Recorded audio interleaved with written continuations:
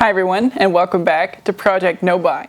In today's video, I'm going to be sharing the story of a lightning bolt of realization that I had, that wearing designer doesn't show that you're rich. It just shows that you care about that kind of appearance.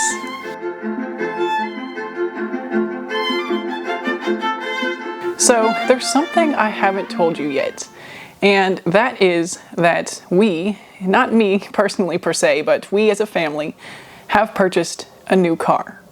And this technically happened at the very end of January, and so we can even apply it to my new no-buy, since that started in February of 2025 and will be going until the following February. So it doesn't necessarily matter, I don't have to go into all the arguments or justifications for why this isn't necessarily my purchase and it's more of a family purchase that should maybe be an exception. It can be a non-exception, and that's still fine since I'm going to be going until February of 2026.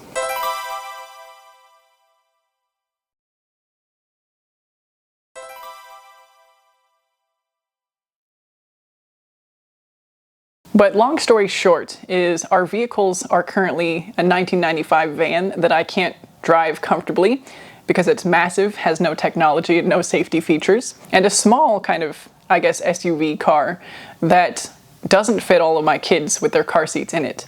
And so we were looking to buy a car that I can drive and fits all the kids.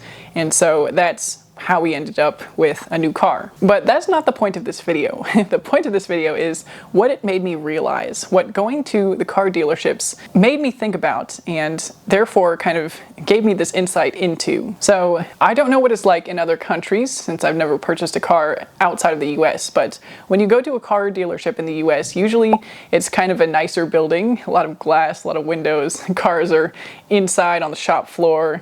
Sometimes it'll be like a nice kind of polished marble floor. They try to keep it clean and attractive looking so that people will want to buy cars there. The salespeople will often dress up. Not all of them, and especially where I live, there will be some dealerships that are a lot more casual, but sometimes they will dress up, dress kind of presentably with a suit or suit pants and things like that. And it's one of those kind of sales-based atmospheres, right? Where, they're trying to look successful so that you extrapolate that kind of vibe onto them and are more likely to trust them and buy the vehicle. And I guess on the flip side, we have narratives in popular media even, this is not something I have to explain too much, but, in movies like Pretty Woman, where the main character, or whatever her name is, I'm sorry, I'm really terrible with movies actually, but she has an experience going into designer stores, and when she's not dressed well, they treat her poorly, and then when she is dressed well, they treat her well, or they regret not treating her well when she was dressed poorly, and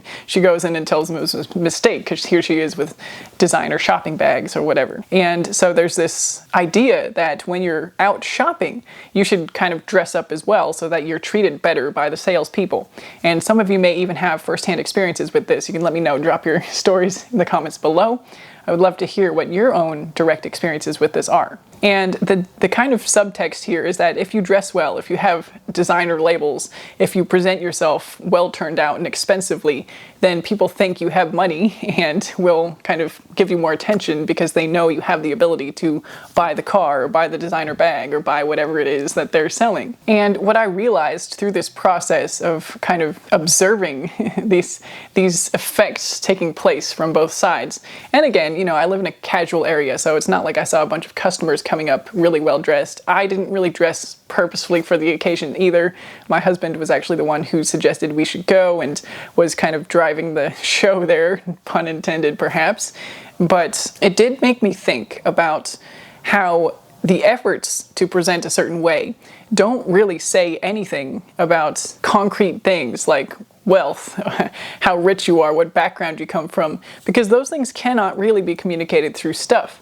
The only thing that's communicated by stuff is how you care to present yourself. And I've said in the past actually that the only thing we know by having a certain thing or using a certain thing is that you have the thing and that you bought the thing. And that's true, but this experience led me to understand a little bit perhaps why having the thing is important to some people, or what it actually says. So basically, this ties in to talking about how when you recognize a brand of something, or when somebody recognizes it on you, or worrying about people judging you for what brands you wear, that's all kind of a futile endeavor, because the only people that will recognize the stuff you have is the people that either have the stuff or want the stuff or don't want the stuff or have some kind of opinion about the stuff already. So they already have an awareness of it, and it's not anything to do with you for having it. And there might be associations with brands and all of these things, but it really doesn't say anything about the person wearing them. And the only choice that the person has made who has the stuff is to be aware of the stuff in the same way, if that makes sense. So let me try to explain this again, right? If somebody is coming out dripping with designer labels, right, visible logos, all that says is they care about wearing those logos, because if they didn't want to, then they just wouldn't do it, right? And so anybody who recognizes those logos also cares a little bit about those brands, whether it's because they don't want to participate, or they want it but can't have it, or whatever reasons. The awareness of those brands is usually going to be because of their own experience with that brand, and nothing to do with that other person who has the stuff that's branded or designer or whatever it is. This is more about the status signaling angle of presenting with certain labels, I guess. And I guess in this video I'm also advocating or arguing that it doesn't actually work as anything associated with status. And again, I know I've said this before, you can't actually signal or change your status through the stuff you have. But the realization that hit differently was that it's really just about that awareness. And even the car salespeople, right? I didn't recognize any of the garments that they were wearing, but I do actually remember when we were buying our house, and I remember that the realtor that we were working with would wear Sensor brand jeans, a specific brand of jeans. And I knew about it because I'd seen influencers talking about them online. They were kind of higher end jeans, but I would have no idea that this was the brand if I had not been exposed to that brand through other means, if I had not been looking at high fashion content. And it's kind of the same with most of the stuff that I have. Because I'm not a fan of the visible logo, it's one of those things where the only people who will know what I have are the people that already know that stuff through whatever means and methods and paths to discovery. And so to be fixated on a brand or on a designer or on a label is to kind of enter that community of people who are likewise fixated or influenced or involved in or have some kind of relationship to that label, whether it's good or bad. And so the moment you carry a visibly designer handbag or shoes or pants or belt or whatever it is, you are now signaling that you care about that brand in some way. You care about being somebody who wears that brand. And that's the only thing that it shows. It doesn't really signify wealth or success or confidence or any of the other aspects that we think it shows or that somebody might think that it shows. And that's the core of the matter, because that's how the brands pitch themselves to us. Through the marketing, through how they position themselves in the luxury market or whatever it is, right? They want us to believe that people will see you with these shoes and think you have your life together. I've heard influencers say those words almost verbatim, right? I bought these shoes because I thought if I had these specific brand of loafers, other girls would think I had my life together, had my job organized, I was wealthy and successful. And the only other people that would recognize those specific shoes are people that are aware of those shoes. And it doesn't say anything, even if you are aware of those shoes. The only thing you'll know about it perhaps is what price they are, what designer it is, what kind of maybe controversies the designers have been involved in. Like, there aren't any practical pieces of information that you can glean from knowing anything about what somebody has. You can't really judge an income bracket on something somebody has. First of all, people are irresponsible with money a lot of times, so you can have a $700 pair of shoes and not make a high salary. Even in my own discussions of what I can afford, I could buy a $700 pair of shoes and that would still be within 10% of my fun money or discretionary income or whatever, 10% of my total take-home pay. And so technically, depending on what your values are, even people with lower salaries can afford expensive designer goods. Maybe not in the same degree, but again, if you run across somebody not that often in your life, they're not going to see if you have 20 designer purses. They're just going to see what they see. And again, I am probably speaking a lot of obvious things. And, especially for this community, these are values that maybe aren't things that have worked on people who are trying to be more mindful consumers, right? We're not usually, or again, speaking for myself, I was never big into designer labels or visible logos. And so it's not something I was ever in danger of believing. I knew that I didn't believe that if I had a specific brand of shoes, people would think I was more put together.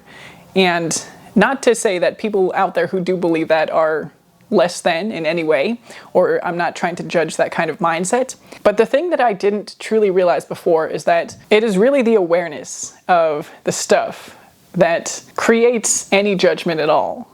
And the awareness of stuff is something that I want to get away from as a general rule. And having any associations with something based on anything other than what it does for us in our lives is something that I'm not as comfortable with as I used to be.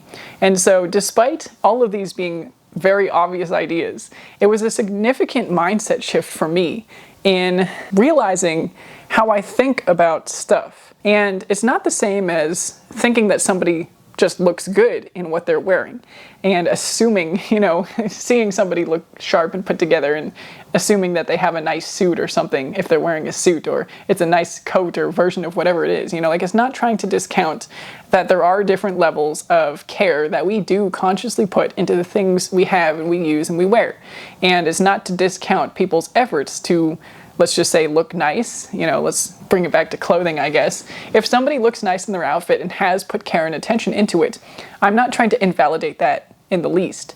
But it is maybe the signaling, the idea of signals through our outfits, are what we have, that I'm getting less and less comfortable with. And I guess in some ways it does transition into ideas about personal style, because so much about what people say about style is that it's expressive, it says something about you. And I am still grappling with how much I want to believe that and how I would like to enjoy the positive aspects of that without falling into the negative traps, if that makes sense. And this is going to be a situation where multiple things can be true at the same time. And there's not really better or worse or black and white. It's just, a sea of gray here.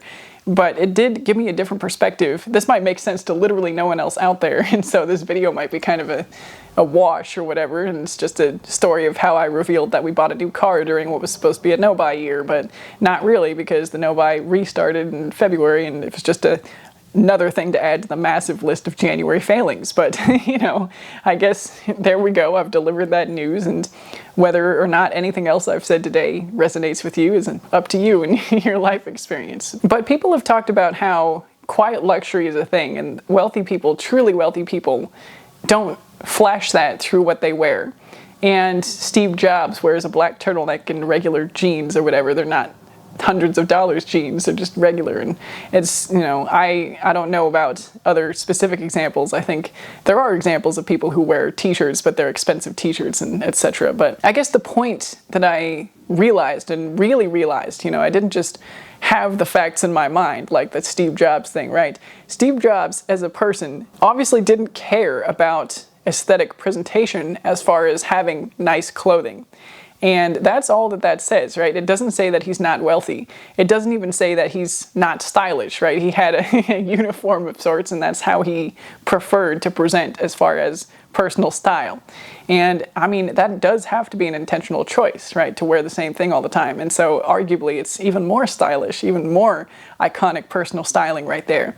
And at that point it's not even about quiet luxury, because it's not even covert expensive things, right? It's just him wearing a shirt and wearing pants. He's basically wearing clothes, right? That's something I've been talking about on here as well. People can just wear clothes, and it's not a bad thing. It's not a good thing. It's not, it's a neutral thing, but it might just be an aspect of life that they don't care that much about, and they don't have to either. It doesn't have to be better to care about our personal presentation and style in that way. So it's not status signaling when you present with logos, designers have a specific style aesthetic.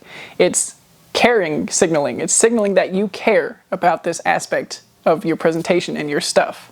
It's kind of aesthetic signaling, if you will. And this idea is just giving me a little bit of a different relationship to thinking about how I observe what both myself and other people put out into the world as far as engaging with the stuff that they have and choose and buy and own and style and show to the world. So getting treated better in a store like that is not based on perceived wealth, actually, but it's perceived on the ability or the interest in buying the stuff.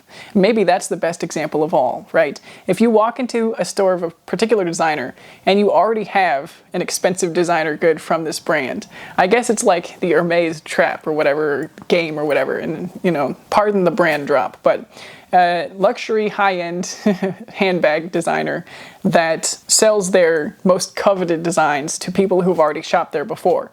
And what shopping there before signals is that you are interested in that brand, and it makes sense for you to continue buying from that brand. And it doesn't have to be that brand, but it applies to anything. And if you present yourself as somebody who cares about brands and styles, then people will perceive you as somebody who cares about brands and designers and styles.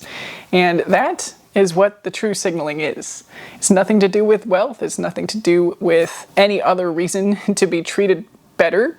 It's just the signal that you are maybe a shopper and are interested in buying that type of good. And that's maybe where the switch flipped for me. And I realize that anytime I try to maybe present in an overly styled way, focused on the stuff, focused on the interest of the stuff, over my true appreciation for the stuff and the use that it brings to me, I am presenting in some ways as a shopper, as somebody who has an eye out for designs, and it's not a bad thing all the time to present like that, but it's not something I want to be presenting all the time either. I want to look like somebody who doesn't have that much more than I actually need. And I guess in practical senses what that means is I should be repeating the same clothing a lot more to the people who regularly see me. I should be using the same handbag. I should be wearing the same shoes. I should be doing actions, or I should be only owning the things that I truly need, in other words. But the steps will follow each other, obviously. But I am continuing to imagine a life in which I don't own significantly more than I actually need. And I've also been realizing that something like fashion and styling can be enjoyed still with what you need. And I think that's the capsule wardrobe. That's the attraction to capsule wardrobing. And I may have to try it again. I did a very reluctant capsule wardrobe as one of my earlier videos in in Conscious Consumerism 2024. But I think I was misunderstanding the point. I think one of the true benefits of a capsule is getting that experience of living with no more than you truly need. And that is why I'm attracted to it now. And so maybe I will try it again with fresh eyes and a fresh approach, but I will get back to that in a later video at a later date. All right, I'll wrap this one up here today. A nice little meandering ramble, and I will say goodbye for now and see you in the next one.